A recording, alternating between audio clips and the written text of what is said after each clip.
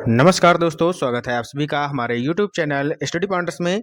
तो शास्त्रीय भाषाओं को याद करने की यहाँ पर हम ट्रिक आपके लिए लेकर आ चुके हैं।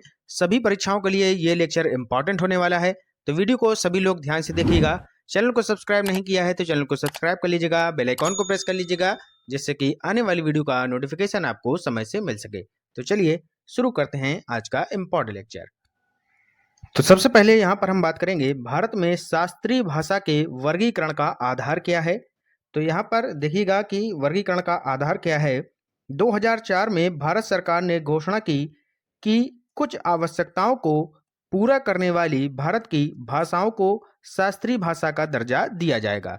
यानी कि यहाँ पर भारत सरकार ने बोला सन 2004 में कि कुछ ऐसी भाषाएं हैं जो हमारी आवश्यकताओं को पूरा करेंगी और उन भाषाओं को हम जो है शास्त्रीय भाषाओं का दर्जा देंगे, ठीक है।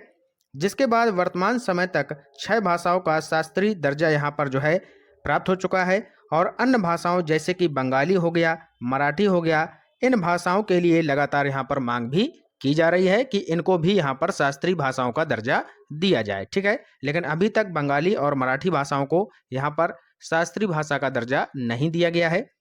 आगे देखिए, लिखा है कि संस्कृति मंत्रालय द्वारा किसी भी भाषा को शास्त्रीय घोषित करने के लिए निम्नलिखित दिशा निर्देश जारी किए गए हैं। तो क्या यहाँ पर दिशा निर्देश हैं उनको देखिएगा। अगर हम ये निर्देश यहाँ पर देखते हैं तो किन्होंने यहाँ पर जारी किया है, संस्कृति मंत्रालय ने यहाँ पर बोला है कि अगर ये जो यहाँ पर दिशा निर्देश दिए गए हैं इनको यहाँ पर जो भाषा पूरा करेगी उसको हम शास्त्रीय भाषा का दर्जा देंगे, ठीक है। तो क्या वो दिशा निर्देश हैं, चलिए देख लेते हैं। सबसे पहले यहाँ पर लिखा गया है कि भारत की शास्त्रीय भाषाएं और उनका महत्व, ठीक है। तो महत्व क्या है, चलिए ये भी देख लेते हैं। भारत एक विभिन्न भाषाओं का देश है। इन सभी भाषाओं का प्रत्येक वर्ष एक साहित्यिक सम्मेलन, जिसको हम बोलते हैं क्या, अखिल भारतीय मराठी साहित्य सम्मेलन, ठीक है। क्या बोलते हैं, अखिल भारतीय मराठी साहित्य सम्मेलन का आयोजन होता है। अखिल भारतीय मराठी साहित्य सम्मेलन मराठी लेखकों के द्वारा यहाँ पर आयोजित किया जाने वाला एक प्रमुख वार्षिकोत्सव सम्मेलन है। इसकी स्थापना सन 1878 में की गई थी। तो भैया यहाँ पर आपने क्या समझा कि जो आपका अखिल भारतीय मराठी साहित्य सम्मेलन है ये मराठी लेखकों के द्वारा यहाँ पर प्रमुख जो वार्षिकोत्सव होता है वो एक सम्मेलन है। इसकी स्थापना 1878 ईस्वी में की गई थी, ठीक है। किसके द्वारा, मराठी लेखकों के द्वारा। आगे चलिएगा। 93 जो आपका अखिल भारतीय मराठी साहित्य सम्मेलन हुआ था 93 नंबर का, तो इसमें क्या हुआ था, इसमें मराठी भाषा को शास्त्रीय भाषा के रूप में मान्यता देने की घोषणा की गई। इसके तहत एक प्रस्ताव पारित किया गया, लेकिन अभी भी मराठी भाषा को शास्त्रीय भाषा के रूप में मान्यता नहीं मिली है। तो यहाँ पर प्रस्ताव तो यहाँ पर पारित किया गया था, लेकिन वर्तमान समय में देखा जाए तो अभी भी जो है मराठी भाषा को यहाँ पर शास्त्रीय भाषा के रूप में मान्यता प्राप्त नहीं हुई है, ठीक है। आगे लिखा है कि महान साहित्यकार, पर्यावरणविद और पादरी यहाँ पर कौन थे, फ्रांसिस द ब्रिटो इस सम्मेलन की अध्यक्षता करने वाले प्रथम ईसाई थे। तो यहाँ पर पूछा जा सकता है कि जो इन्होंने अध्यक्षता की थी, जो प्रथम ईसाई थे उनका नाम क्या था, तो ये थे फ्रांसिस द ब्रिटो, ठीक है। तो यहाँ पर मराठी भाषा को वर्तमान में भी अभी जो है यहाँ पर मान्यता प्राप्त नहीं है, किसकी, शास्त्रीय भाषा के रूप में, ठीक है। क्लियर है। आगे चलते हैं। तो यहाँ पर अब बात कर लेते हैं कि जो भारत की प्रमुख 6 शास्त्रीय भाषाएं हैं वो कौन कौन सी हैं। तो वर्तमान में भारत में 6 शास्त्रीय भाषाएं यहाँ पर हैं। कौन सी हैं, चलिए देख लेते हैं। एक तो है तमिल, दूसरी है संस्कृत, फिर है तेलुगु, कन्नड़, मलयालम और उड़िया, ठीक है। तो इन 6 भाषाओं को यहाँ पर शास्त्रीय भाषाओं के रूप में जाना जाता है। क्लियर हो चुका है। आगे चलते हैं। तो इनकी अब ट्रिक यहाँ पर देख लीजिएगा, कैसे याद करेंगे। आपने आईपीएल देखा होगा, वहां पर एक टीम है कौन सी, सीएसके, जिसको हम बोलते हैं Chennai super Kings. MS Dhoni की ये टीम है, आईपीएल में आप लोगों ने देखा होगा, ठीक है। तो जो लोग आईपीएल देखते हैं उनके लिए बहुत आसान है याद करना।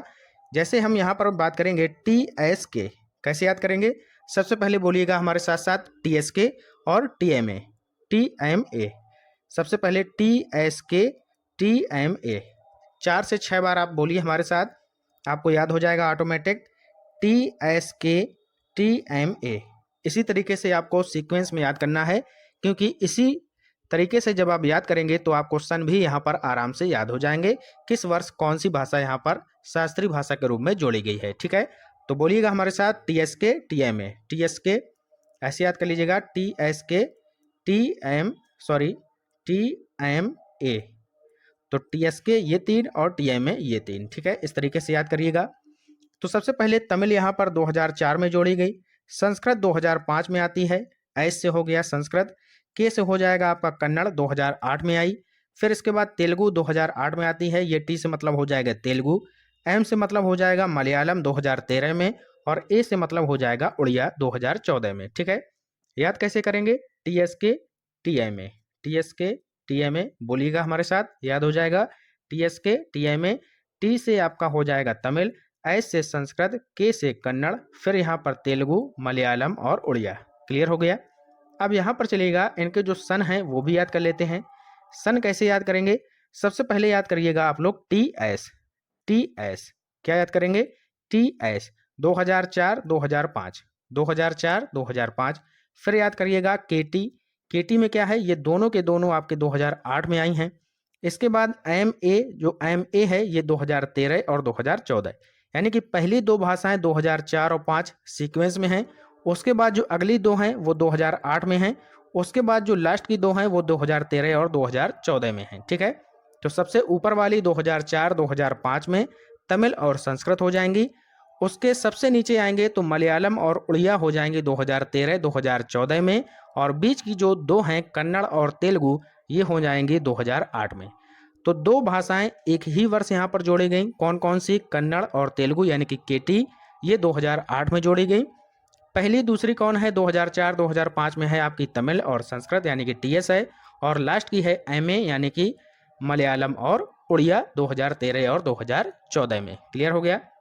अब चलते हैं आगे, क्वेश्चंस करते हैं। और वीडियो अभी तक आप लोगों ने अगर लाइक नहीं किया है तो लाइक कर दीजिएगा, शेयर कर दीजिएगा, चैनल को सब्सक्राइब कर लीजिएगा, क्योंकि इसी तरीके से ट्रिक के वीडियो हम और भी आपके लिए लेकर आते रहते हैं। तो वीडियो को लाइक जरूर कर दीजिएगा सभी लोग। तो यहाँ पर अब बात करते हैं MCQs, जो यहाँ पर क्वेश्चन बनते हैं। पहला क्वेश्चन है, भारत में सर्वप्रथम किस भाषा को शास्त्रीय भाषा का दर्जा दिया गया? तो यहाँ पर आपको बताना है, हमने ट्रिक बताई थी आपको, TSK TMA, ठीक है। यहाँ पर ये क्या है? आपकी तमिल है, फिर क्या है? संस्कृत है, कन्नड़ है, तेलुगु है, मलयालम है, उड़िया है, ठीक है। यहाँ पर हमने बताया था ये है 2004, ये है 2005, 2008 वाली आपकी ये बीच वाली हो गई दोनों, इसके बाद 13 और 2014, ठीक है। इस तरीके से आपको याद हो गया होगा। तो सबसे पहले कौन जोड़ी गई? तमिल। ऑप्शन नंबर ए यहाँ पर हमारा राइट आंसर हो जाएगा। सर्वप्रथम किस भाषा को शास्त्रीय भाषा का दर्जा दिया गया? तमिल को दिया गया 2004 ईस्वी में, ठीक है। याद हो गई आपको? क्लियर है। आगे चलिएगा। नेक्स्ट क्वेश्चन है, तेलुगु भाषा को किस वर्ष शास्त्रीय भाषा का दर्जा मिला? तो याद करिएगा, TSK TMA। तो यहाँ पर पहली जो टी थी इसका मतलब था क्या? तमिल।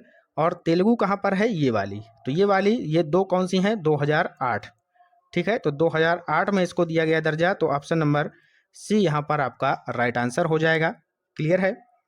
आगे चलते हैं। नेक्स्ट क्वेश्चन, मलयालम भाषा को किस वर्ष शास्त्रीय भाषा का दर्जा मिला? बताइएगा, मलयालम भाषा को किस वर्ष शास्त्रीय भाषा का दर्जा यहाँ पर मिला है? फिर से याद करिएगा, TSK TMA। मलयालम की बात की जा रही है तो सन 2013, और ये है आपकी उड़िया 2014 की। बीच की दो जो हैं 2008 की हैं, आगे वाली 2003 और 2004 की हैं। क्लियर हो गया। तो यहाँ पर मलयालम पूछा गया है, मलयालम है आपकी 2013 में, तो 2013 इसका राइट आंसर हो जाएगा, ठीक है। बहुत आसान लग रहा होगा अब आपको, एक से दो बार और यहाँ पर पढ़ेंगे तो और आसान हो जाएगा, ठीक है। अगला क्वेश्चन बताइएगा, भारत की सबसे पुरानी शास्त्रीय भाषा कौन है? भारत की सबसे पुरानी जो शास्त्रीय भाषा है वो कौन सी है, ये आपको यहाँ पर बताना है। तो जो सबसे पुरानी यहाँ पर शास्त्रीय भाषा है वह है यहाँ पर कौन?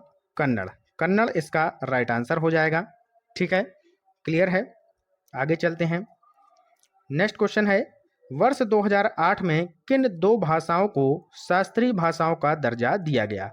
तो हमने आपको बताया था TSK TMA। ये यहाँ पर हमने बताया था 2004-2005, बीच की ये दोनों 2008 में थीं, और ये दोनों थीं 2013 में, और एक थी आपकी 2014 में। ठीक है, किन दो भाषाओं को शास्त्रीय भाषाओं का दर्जा दिया गया 2008 में? 2008 में कौन थी? केटी, कन्नड़ और क्या थी आपकी? तेलुगु। तेलुगु, कन्नड़, ये आपका राइट आंसर हो जाएगा। ऑप्शन नंबर डी इसका राइट आंसर हो जाएगा। क्लियर है? नेक्स्ट क्वेश्चन बताइएगा, वर्तमान में शास्त्रीय भाषाओं की संख्या कितनी है? तो शास्त्रीय भाषाओं की संख्या कितनी है? यह है 6। ऑप्शन नंबर सी यहाँ पर राइट हो जाएगा। TSK TMA, इतनी बार हमने आपको रिपीट कर दिया है, याद हो गया होगा। TSK TMA, यहाँ पर क्या है? तमिल है, संस्कृत है, कन्नड़ है, तेलुगु है, मलयालम है, उड़िया है। तो पहली दोनों ये हो जाएंगी 2004, ये हो जाएगी 2005। ठीक है, इसके बाद ये दोनों हो जाएंगी 2008 वाली, ये हो जाएगी 2013 वाली, ये हो जाएगी 2014 वाली। ठीक है, याद हो गया ना? तो ऑप्शन नंबर सी इसका राइट आंसर हो जाएगा। क्लियर है? तो यहाँ पर हम लेक्चर अपना समाप्त करते हैं। वीडियो आपको कैसा लगा? TSK TMA याद हुआ कि नहीं हुआ? जरूर हमें कमेंट बॉक्स में आंसर करिएगा। मिलते हैं नेक्स्ट वीडियो के साथ, तब तक के लिए good bye, have a nice day.